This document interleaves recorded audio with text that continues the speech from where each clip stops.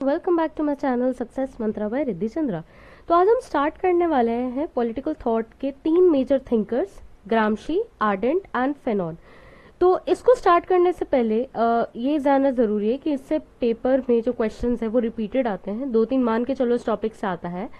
और उसी के साथ साथ इनकी मेजर बुक्स जो कि बहुत इंपॉर्टेंट है, हर पेपर में आस्क होता है, उसको हमें ध्यान देना है।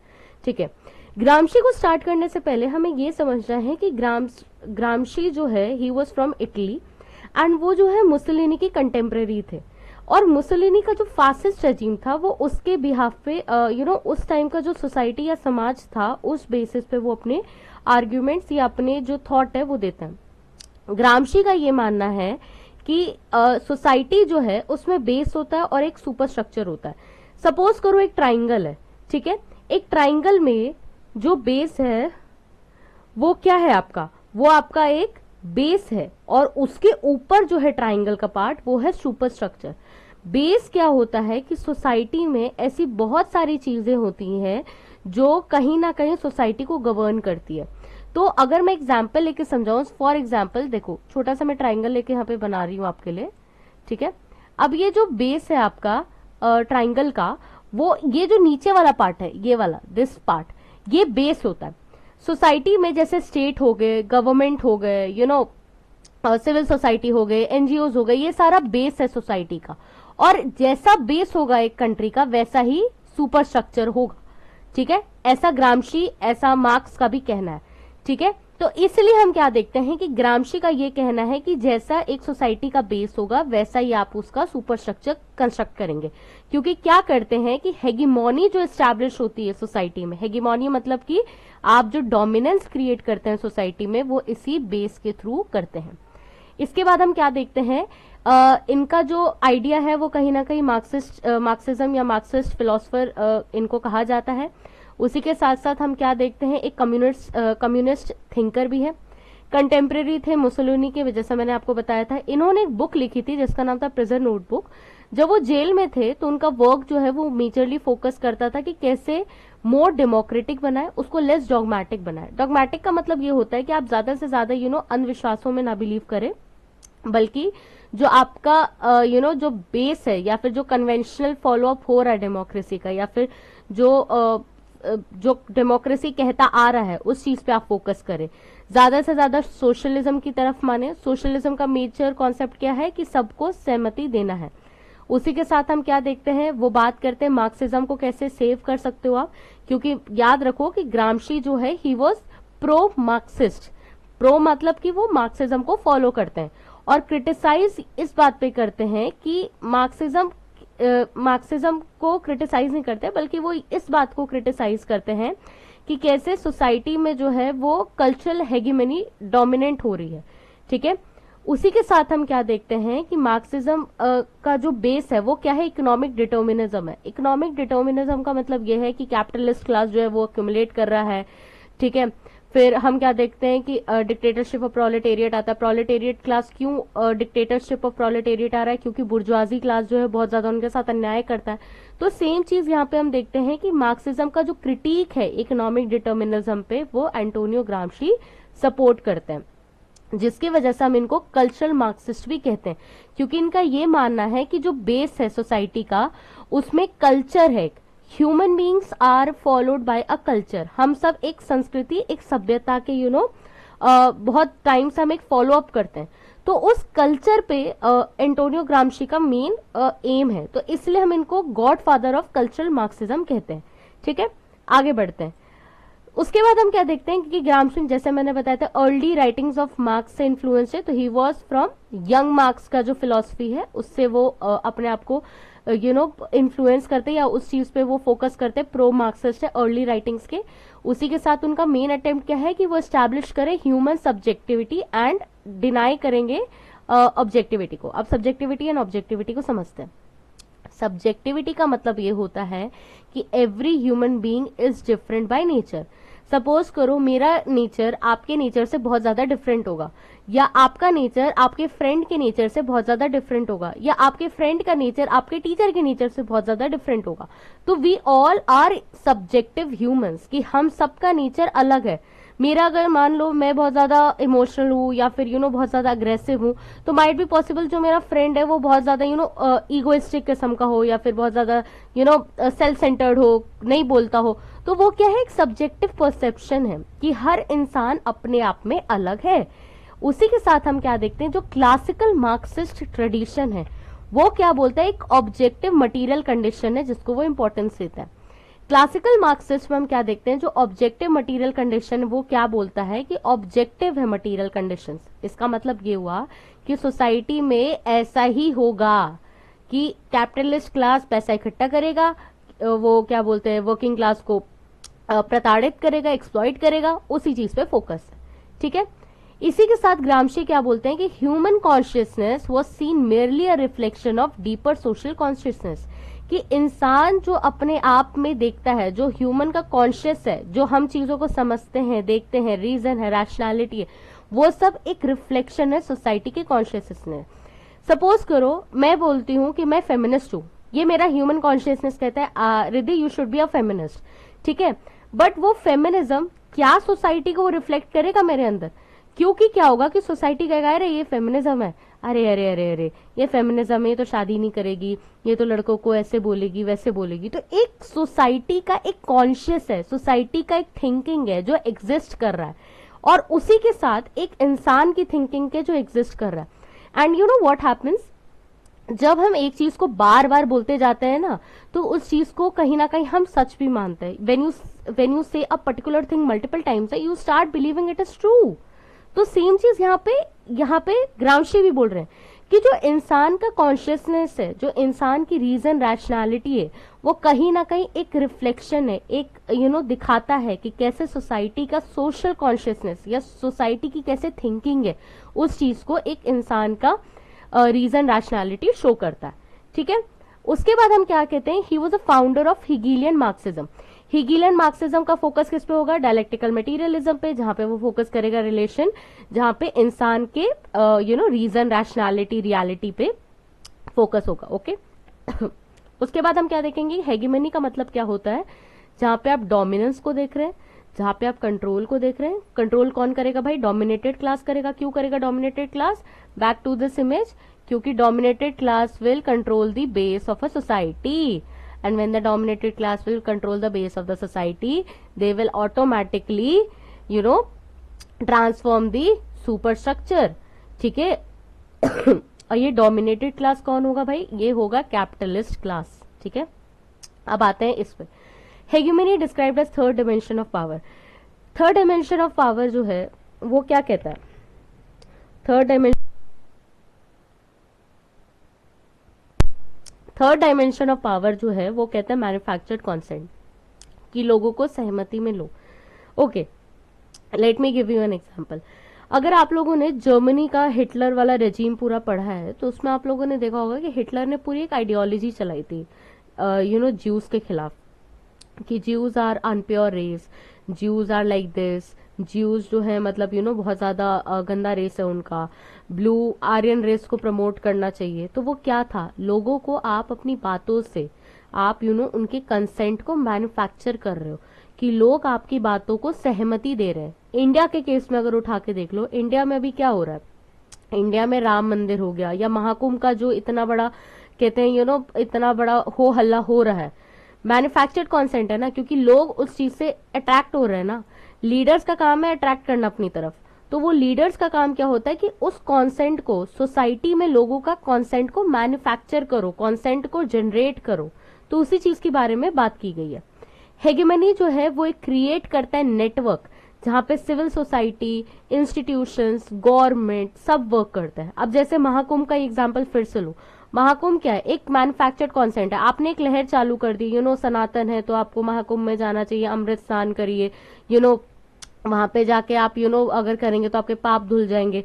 ये सब I am not against Mahakumbh, please remember this, I am myself as a Hindu, I respect the religion, I respect our culture, but the thing is what is a manufactured consent is that what I am talking about, कि लोग जो हैं वो कैसे एक तरीके से अपना दिमाग को एब्सेंट माइंडेड करके आप चले जा रहे हो, जितना स्टैम्पेड हो रहा है, जितना भगदड़ मच रहा है, या जितने लोग जो है डाई कर रहे हैं, उन सबको आप नहीं इग्नोर कर सकते हो ना। इतना इतना पॉपुलेशन अगर जाएगा महाकुंभ में तो कहाँ से पुलिस या फिर कहाँ से प्रयागराज में या फिर इलाहाबाद में लोग जो है उसको टॉलरेट कर पाएंगे।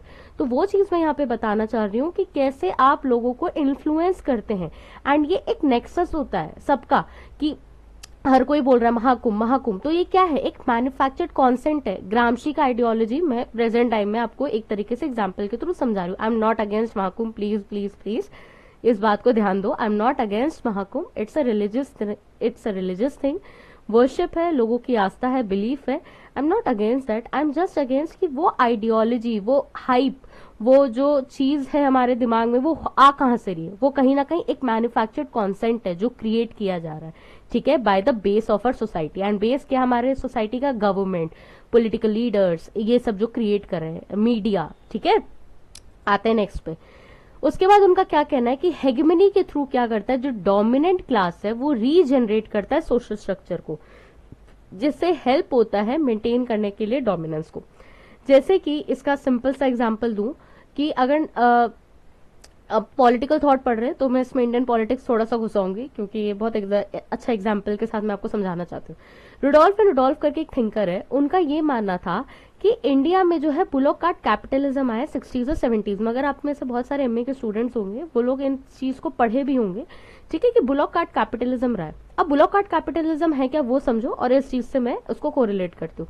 बुलॉक कार्ट कैपिटलिज्म ये करता है कि सोसाइटी, जो ट्राइंगल मैंने समझाया था ना कि बेस पे क्या हो रहा है, आपके डोमिनेंट क्लासेस आ रहे हैं, जैसे कि जाट्स हो गए, फिर आपके पॉलिटिकल लीडर्स हो गए, तो उनको क्या हो रहा है, पॉलिटिक्स में इन्फ्लुएंस कर रहे हैं वो पॉलिटिक्स को।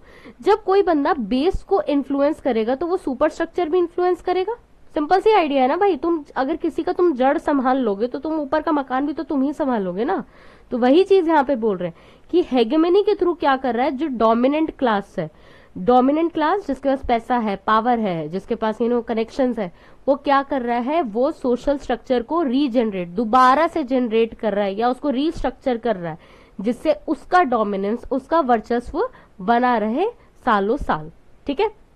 इसके बाद हम क्या देखते हैं, ग्रामशी जो है सबॉल्टन पर्सपेक्टिव लेके आ रहे हैं, जहां पे वो एक न्यू आइडिया या new discourse of power, ideology and social change को ला रहे हैं, ठीक है। ग्रामशी को पढ़ना है तो मैन्युफैक्चर्ड कॉन्सेंट को याद करिए, कल्चरल हेगेमनी इसको बिल्कुल मत भूलना, ठीक है। मार्क्सिज्म, कल्चरल मार्क्सिज्म का भी आइडिया प्रोपाउंड करते हैं, उसको भी याद रखना है हमें। और उनके बाद इनकी कुछ मेजर वर्क्स, जिसमें सबसे पहले आता है प्रेजेंट नोटबुक, जिसको हमें बिल्कुल भी नहीं भूलना है। उसके बाद आता है मैन और machines, newspaper and workers, 1 year of history, the modern Prince and the writings, and के डेट्स दिए हुए हैं, प्लीज इसको याद करिएगा।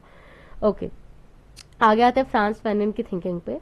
फ्रांस फैनन जो है एक ऑथर जो है वो आइडिया ऑफ ब्लैकनेस पे डिस्क्राइब करते हैं, जहां पे वो डिस्क्राइब करते हैं कि कैसे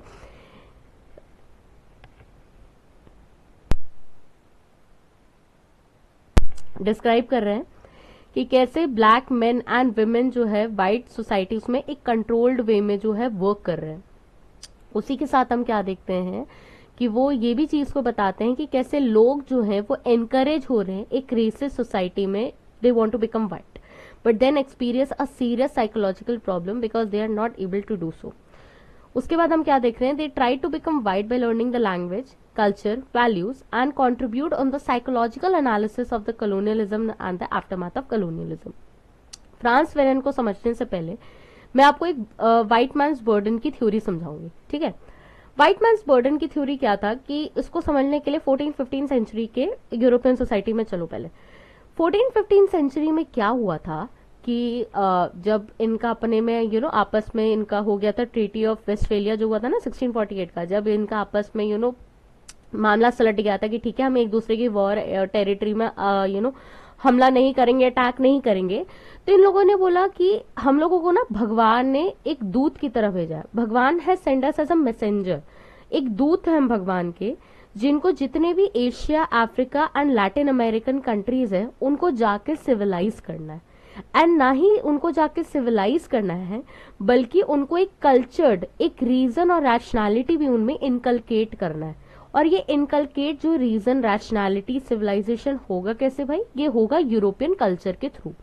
ठीक है, इसको व्हाइट मैन्स बर्डन थ्योरी बोला गया। अब पॉइंट क्या आता है कि व्हाइट मैन्स बर्डन थ्योरी के कारण क्या हुआ कि they justified the idea of colonialism. क्योंकि इंडिया के अगर कंटेक्स्ट में हम देखें तो इंडिया में जब ब्रिटिश का रूल आया, कॉलोनियल रूल आया इंडिया में, तो हम क्या देखते हैं कि इंडिया के जो मेजर प्रैक्टिसेस थे उनको कंडेम किया है, उनको बैकवर्ड बताया गया है। उनको बताया गया कि भाई इंडियंस तो बिल्कुल बिल्कुल गांव के लोग हैं, मतलब बहुत पैथेटिक कंडीशन है यहाँ पे। ठीक है, तो उस चीज को बताया गया। तो यहाँ पे क्या हो रहा है कि फ्रांस फेनन भी यही कह रहे हैं कि जो आइडिया ऑफ ब्लैकनेस है या आइडिया ऑफ रेसिस्ट परसेप्शन है, बिकॉज देखो भाई हर जगह का जो स्किन टोन है लोगों का वो डिपेंड करता है उसके जोग्राफिकल लोकेशन पे।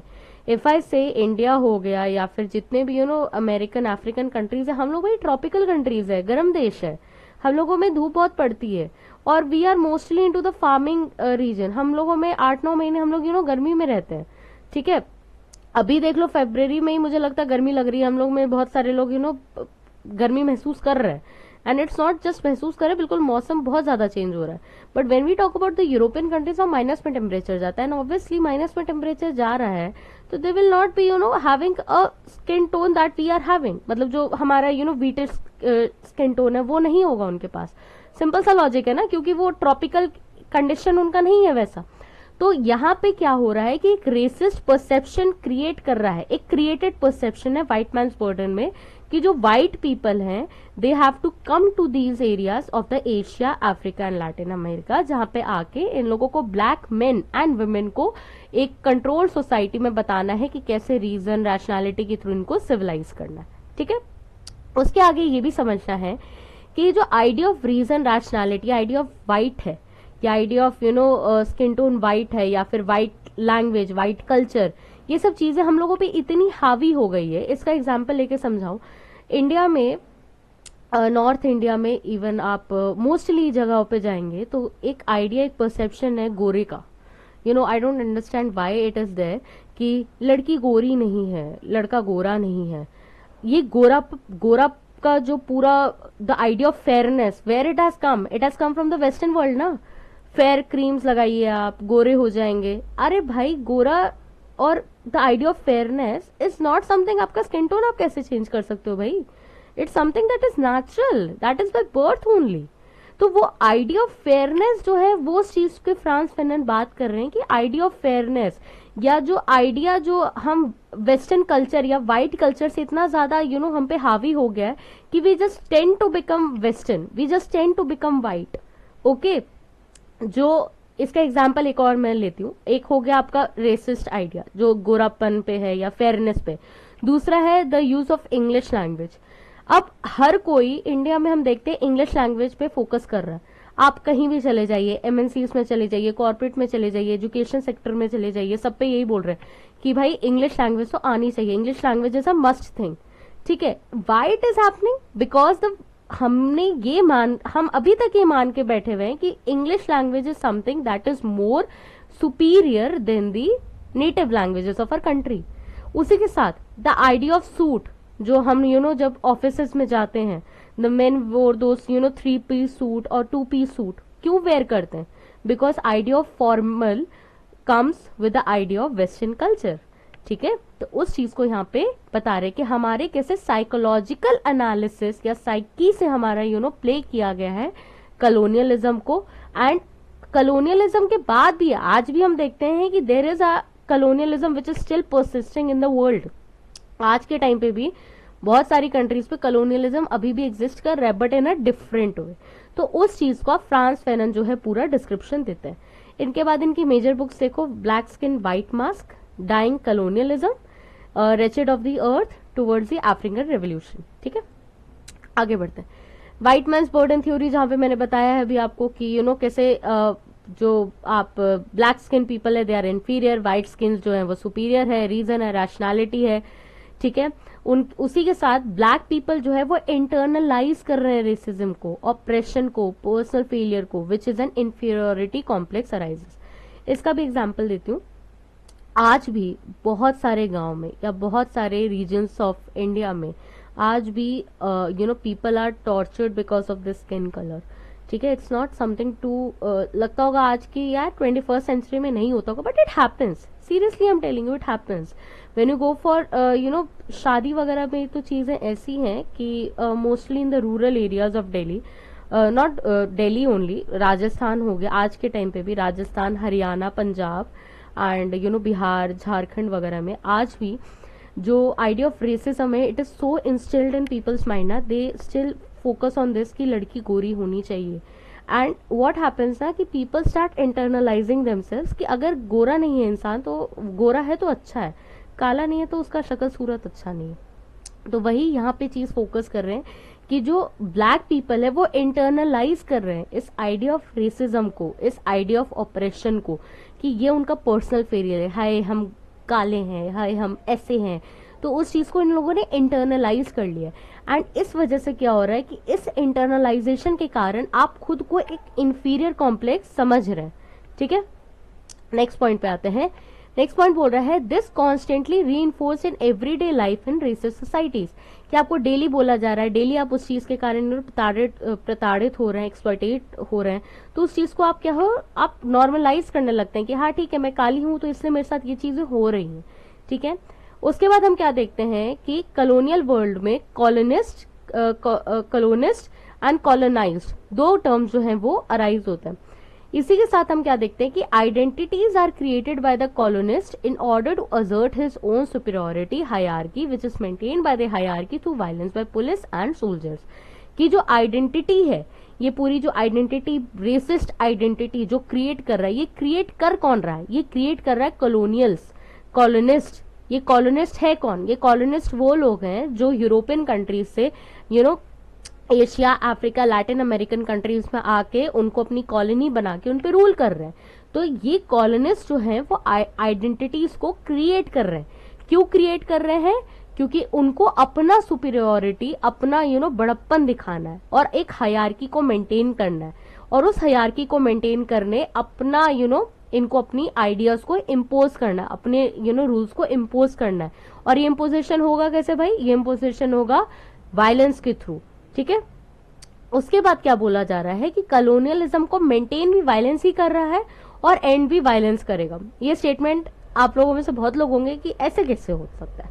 ऐसा बिल्कुल हो सकता है। आप कॉलोनियलिज्म को मेंटेन वायलेंस ही कर रहा था इंडिया में, ये चीज आप लोग बहुत लोग जानते होंगे, क्योंकि आपको पता है कि कोई भी कॉलोनियल रूल के खिलाफ कुछ भी बोलेगा तो उसको मार दिया जाता था या उसको पनिश किया जाता था। एंड भी वायलेंस इसलिए करेगा, आप याद करिए कि फाइनली जब 1947 में हमें इंडिपेंडेंस मिलती, तो मिलती कैसे? हम लड़ते हैं, झगड़ते, तभी तो मिलता है ना, वायलेंस। तो कॉलोनियलिज्म का जड़ भी वही है, वायलेंस, और उसका अंत भी वायलेंस ही है। ठीक है, इसके बाद एक डबल कॉन्शियसनेस आ रहा है कि लोग जो है अडॉप्ट कर रहे हैं। अब इस डबल कॉन्शियसनेस का मतलब मैं समझाती हूँ।